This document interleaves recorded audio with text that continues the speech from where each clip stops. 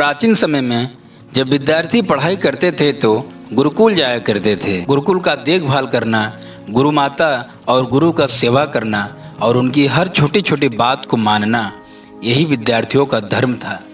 दोस्तों, एक समय की बात है, एक गुरुकुल था, उसमें 100 विद्यार्थी पढ़ा करते थे।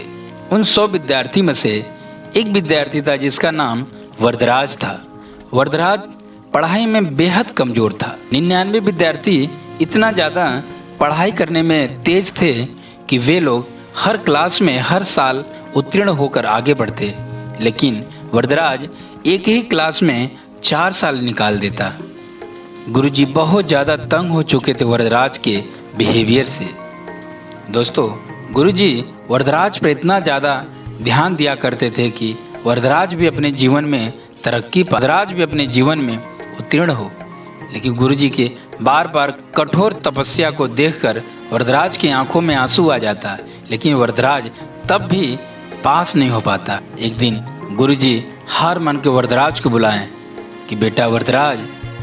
वरदराज बोला, जी गुरुजी। गुरुजी बोले, बेटा जान पड़ता है कि अब तुम पढ़ाई नहीं कर पाओगे, तुम शिक्षा ग्रहण नहीं कर पाओगे, तो तुम अपना समय व्यर्थ मत करो। वरदराज, अभी तुम्हारे पास बहुत समय है, तुम जाकर अपने गरीब माँ बाप का सेवा करो, पुण्य कमाओ। वरदराज की आंखों में आंसू आ गया। वरदराज भी अब समझ गया कि गुरुजी सच ही बोल रहे हैं। मैं इतना कोशिश कर रहा हूँ, मैं इतना सालों से पढ़ाई कर रहा हूँ, शिक्षा ग्रहण कर रहा हूँ, लेकिन मुझे नहीं कुछ आता है। अब तो लगता है कि मेरे किस्मत में ही शिक्षा का कोई योग ही नहीं है। वरदराज गुरुजी को प्रणाम करते हुए अपना बस्ता उठाता है और गुरुकुल छोड़ देता है।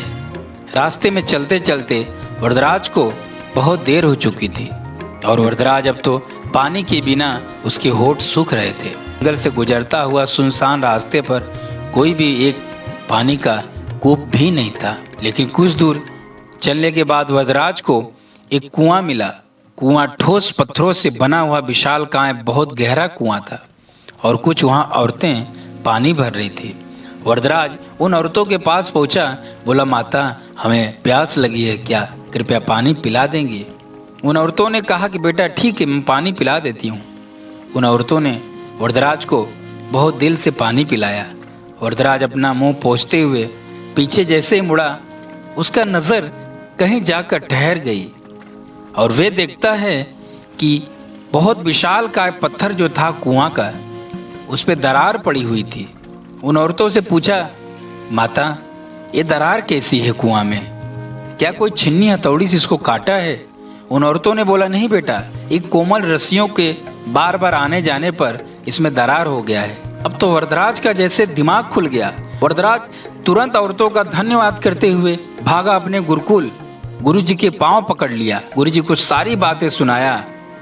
गुरुजी बोले, बेटा वरदराज, तुम कर सकते हो, तुम करना नहीं चाहते थे। मैं बार बार तुमको प्रयास करता रहा, लेकिन तुम विद्या ग्रहण करना नहीं चाहते थे। और तुम जो सोचते हो कि मेरे नसीब में विद्या नहीं है, बेटा वरदराज, मैं कल भी तुमको बताया था, आज भी बता रहा हूँ, इंसान के नसीब में सब कुछ होता है, बस उसे घोर मेहनत, घोर तपस्या कर कर, उसे रगड़ कर चमकाना पड़ता है। वरदराज अब तो समझ गया। तो दोस्तों, वरदराज इतना मेहनत किया कि एक ही साल में सारे विद्यार्थियों को पीछे छोड़ दिया। अब तो वरदराज इतना ज़्यादा होशियार हो गया कि वे बड़े बड़े रचना और बड़े बड़े कविताएं लिखने लगा। गुरुजी बहुत खुश हुए। दोस्तों, इस कहानी से आप लोगों को एक ही मैं शिक्षा देना चाहता हूँ, कुछ भी कर सकते हैं। वरदराज भी सही समझा।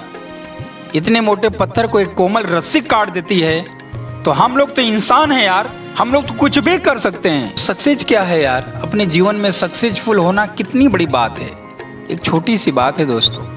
बस इंसान समझने की देरी करता है। बाज की तरह फोकस करो, शेर की तरह ताकत लगा के उसको पाने में लग जाओ, एक दिन अपने कामयाबी को पा जाओ।